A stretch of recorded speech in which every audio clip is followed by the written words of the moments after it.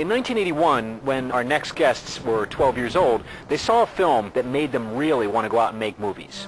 That film was Raiders of the Lost Ark, directed by Steven Spielberg. And after seeing it, Chris Strompoulos and Eric Zala embarked on a shot-by-shot remake of the entire film with the help of their friend Jason Lamb operating a Betamax video camera. Here's a clip from Raiders of the Lost Ark adaptation.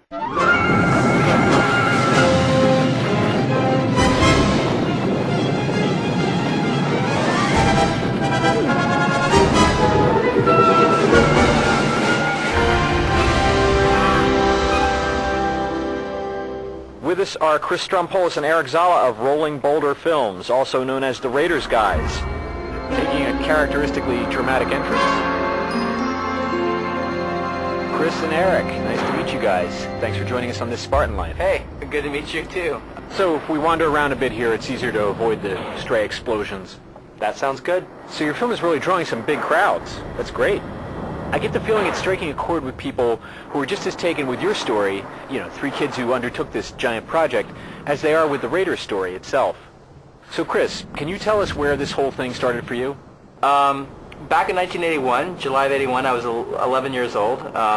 Saw the movie, and I loved the whole world that Indiana Jones represented to me, and I wanted nothing more than to wear the jacket and put on the hat and play with the bullwhip and be that hero, and just sort of, it was really born out of a fantasy. Look out! What the hell, Fiber? Hey man, I'm sorry. I thought it was out of grenade. You're supposed to be a bodyguard. That's like the opposite of bodyguard. Now I gotta go find them again. Ah, there you are. Okay, great. Sorry about that, Eric. Mistakes were made, as they say. Rather unseemly. Where's Chris? Oh, here he is. Hey, okay, I'm here now. It's my apologies, Chris. You were starting to tell us about what made you decide to remake a $20 million movie in your backyard. Why didn't you guys remake an easier movie from that year? You know, like My Dinner with Andre. I mean, didn't budget enter the picture at some point? Well, when we started when we were 12, we certainly weren't sophisticated enough to think in terms of budget. So what we did was basically devote all our allowance to it. So holidays and birthdays became prop acquiring opportunities. Okay, Chris, you ask for the hat. For Christmas, for my birthday, I'll ask for the bullwhip. And that's really how we got things, you know, when you're a broke kid in Mississippi and 12 years old. So is it difficult getting adults to take you guys seriously as filmmakers at 12 years old? Didn't you need... Whoa, Needler's at 3 o'clock. So what about that, Chris? Didn't you need cooperation from adults occasionally? No, we had a lot of support from our moms. I mean, Eric's mom let us take over the house, and my mom was incredibly supportive, and I think as the years went by and we became more obsessive about it, people realized that we weren't going to stop. But the adults weren't, like, gently trying to discourage you? We had some suggestions from our parents when Eric and I started to tackle some of the more dangerous things with fire and stunts and... Suggestions like don't burn down the house, or... I read on theraider.net about your notorious fire scene in Eric's basement. It was right underneath the kitchen, and Eric's mom, thank goodness, had no idea what we were doing. So that was like your soundstage, Eric's basement? Yeah, exactly. And as I understand it, fire wasn't even the most dangerous part. I mean, there are other scenes that you had to remake from the film that I imagine were pretty scary to a pre-adolescent male actor. Am I right, Chris? Well, I mean, at the experienced age, I think, of 12 or 13, I hadn't yet kissed a girl. So it wasn't only the first time that I'd ever kissed a girl on camera, it's really the first time I'd ever kissed a girl, period. And it was a closed set, so that meant Eric kicked his little brother out of the room.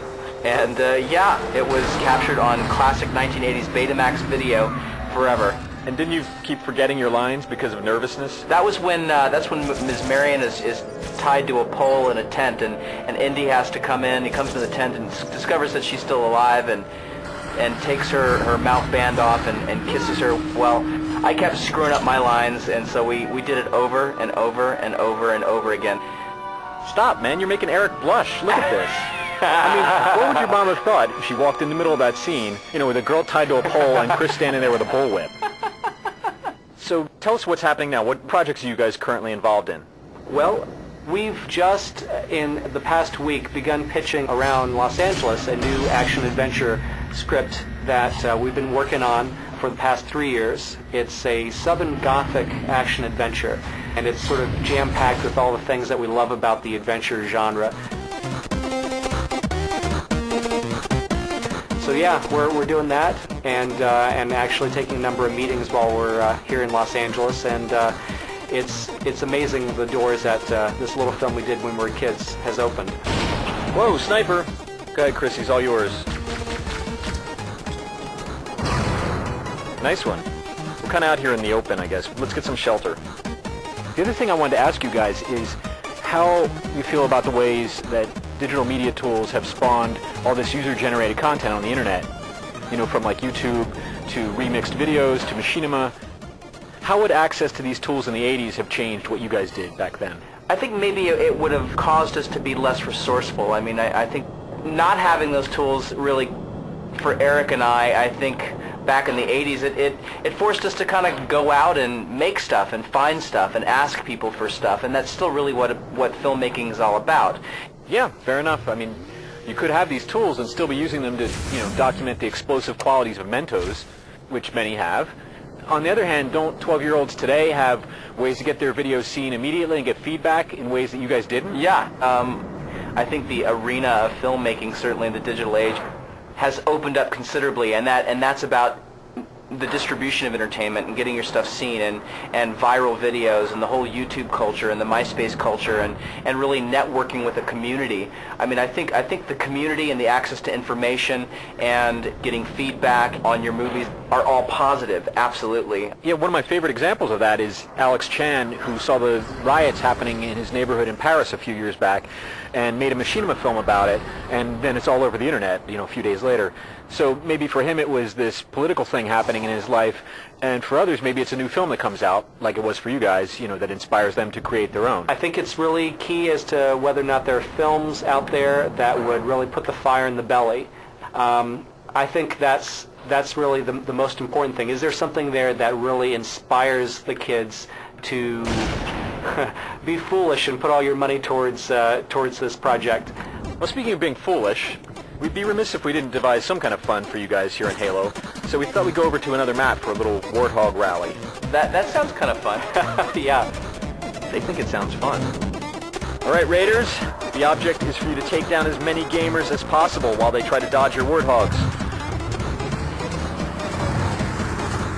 And what do you think, Fiber? Should we throw in a few obstacles here and there? Hell yeah. They're not getting off that easy. All right, take it away, guys. Utter carnage. Got to do the trash talk.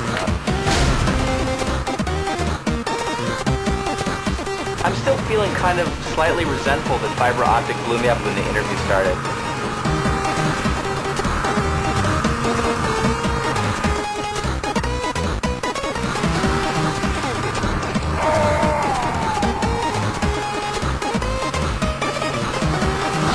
Oh, no, you don't.